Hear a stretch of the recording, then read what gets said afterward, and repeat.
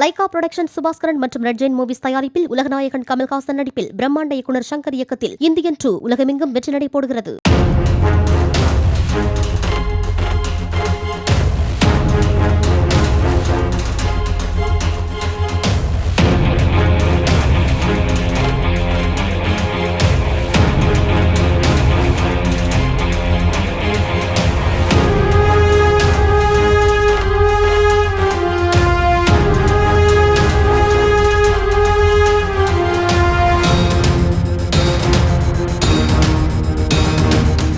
நேபாள தலைநகர் காத்மாண்டுவின் திரிபுவன் விமான நிலையத்தில் சௌரியா ஏர்லைன்ஸ் விமானம் விபத்துக்குள்ளானதில் 18 பேர் உயிரிழந்தனர். விமான நிறுவனத்தைச் சேர்ந்த 17 தொழில்நுட்ப பணியாளர்கள் மற்றும் ஒரு விமானி, துணை விமானியுடன் காத்மாண்டுவிலிருந்து பொக்காராவுக்கு இந்த விமானம் புறப்பட்டது.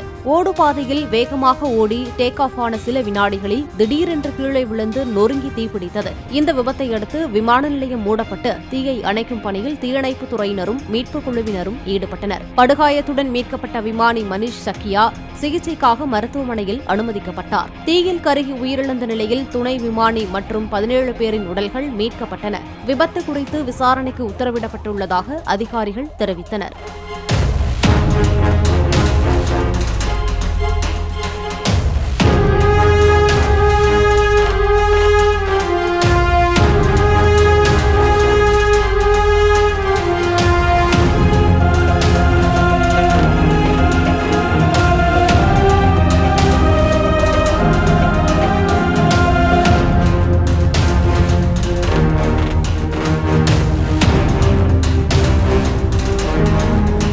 லைகா புரொடக்ஷன் சுபாஸ்கரன் மற்றும் ரெட் ஜெயின் மூவிஸ் தயாரிப்பில் உலகநாயகன் கமல்ஹாசன் நடிப்பில் பிரம்மாண்ட இயக்குனர் சங்கர் இயக்கத்தில் இந்தியன் 2 உலகமெங்கும் வெற்றி நடை போடுகிறது.